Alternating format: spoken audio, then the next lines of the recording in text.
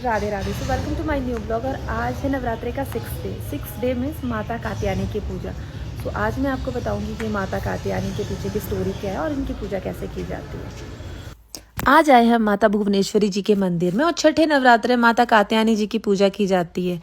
इनकी उपासना और आराधना से ही भक्तों को बड़ी आसानी से अर्थ, धर्म, काम और मोक्ष प्राप्त हो जाता है। जन्मों के समस्त पाप भी नष्ट हो जाते हैं। इन देवी को नवरात्रि के छठे दिन पूजा जाता है। कार्तिक गोत्र के विश्व प्रसिद्ध महर्षि कात्यायन ने भगवती पारंबा की उपासना करी और उनकी बहुत कठिन तपस्या की। कात्यायन की इच्छा थी कि उनके घर पे कन्या रूपी रत्न पैदा हो और माँ भगवती ने उनकी यह इच्छा पूरी करने के लिए स्वयं उनके घर पर कन्या रूप में जन्म लिया। इसीलिए इस देवी को कात्यायनी माँ कहा जाता है। इनका गुण शोध कार्य है यानी रिसर्च कार्य है। इसीलिए इस वैज्ञानिक युग में कात्यायनी माँ का बहुत ही ज्यादा महत्व है। इनकी कृपा से सारे काम पूरे हो जाते हैं। इनका स्वरूप अत्यंत दिव्य और भव्य है। माँ कात्यायनी का स्वरूप स्वर्ण के समान चमकीला है। उनकी 4 भुजा हैं। दाहिनी तरफ ऊपर की तरफ किया हुआ हाथ अभय मुद्रा में है और नीचे की तरफ किया हुआ हाथ वर मुद्रा में है। बाईं तरफ ऊपर की तरफ किया हुआ हैंड में तलवार है और नीचे की तरफ किए हुए हैंड में कमल सुशोभित है। इनका वाहन है सिंह और ये भक्तों के रोग और भय को नष्ट करते हैं। इसीलिए कहा जाता है कि इन देवी की उपासना करने से परम पद की प्राप्ति होती है। और माँ को सुबह उठ के प्रातः काल गंगा जल का स्नान करवा के गुड़, लाल पुष्प चढ़ाया जाता है और माँ को शहद का भोग अत्यंत प्रिय है और इससे भक्तों की सारी मनोकामना माँ पूर्ण करती है। जैसे कि आपको पता ही है कि आजकल चल रहे हैं चैत्र मास के नवरात्रि और आज है नवरात्रि का 6 डे में माता कात्यायनी जी की पूजा।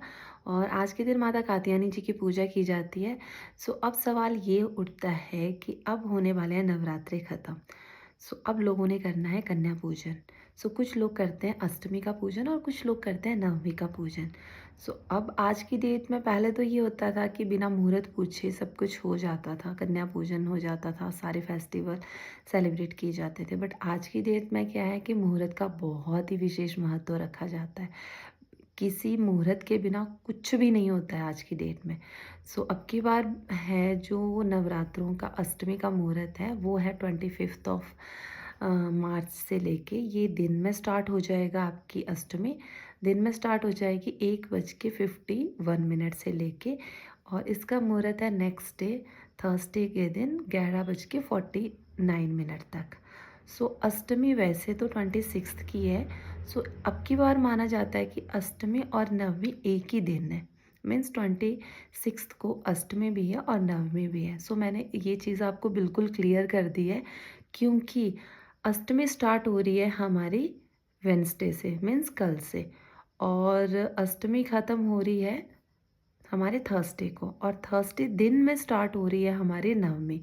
सो जिन्होंने कन्या पूजन अष्टमी के दिन करना है वो परसों मॉर्निंग में मीन्स थर्सडे मॉर्निंग में सुबह सुबह कर सकते हैं कन्या पूजन गौरी जी की पूजा के बाद, क्योंकि अष्टमी को माँ गौरी जी की पूजा की जाती है। उसके बाद ही हम कन्या पूजन करते हैं। और कुछ लोग हैं जो नवमी का पूजन करते हैं। मान्यता ये है कि नवमी के दिन हमारे श्री राम जी का जन्म हुआ था।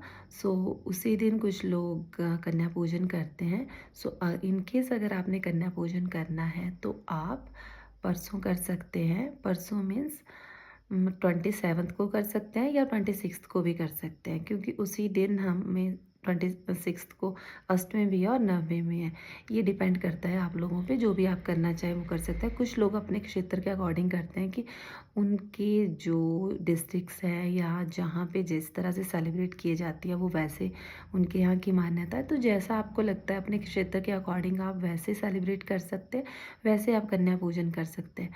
सो मेरा तो यही मानना था कि एटलीस्ट जैसे भी आपको करना है वैसे करो आप, लेकिन माँ को प्रॉपर तरीके से उनका पूजन करना है। और ये नवरात्रों के बाद जब आप कलश उठाओगे तो उसको भी अच्छे से विसर्जन करना है। और हाँ, एक और लास्ट बात मैं आपसे शेयर करना चाहती हूँ कि जिन भी लोगों ने खेतरी बीजी हुई है वो जब कन्या पूजन होती है तो उसके दौरान थोड़े थोड़े जो भी जौ होते हैं वो आप कन्याओं को दे सकते हैं। और उसके बाद के जो जौ बच जाते हैं उनको आप फोल्ड करके एक लाल कपड़ा लेके उनको अच्छे से फोल्ड करके अपनी तिजोरी में रख दो और उनको तिजोरी में रखने के बाद जब आप कोई खेत बेचते हो या जैसे गेहूँ का सीज़न होता है या कुछ भी सीज़न होता है तो आप अपने खेतों में फेंक सकते हो उनको, है ना? और क्योंकि अपनी तिजोरी में रख के ज़्यादा टाइम तक क्या होगा, वो ख़राब हो जाएँगे।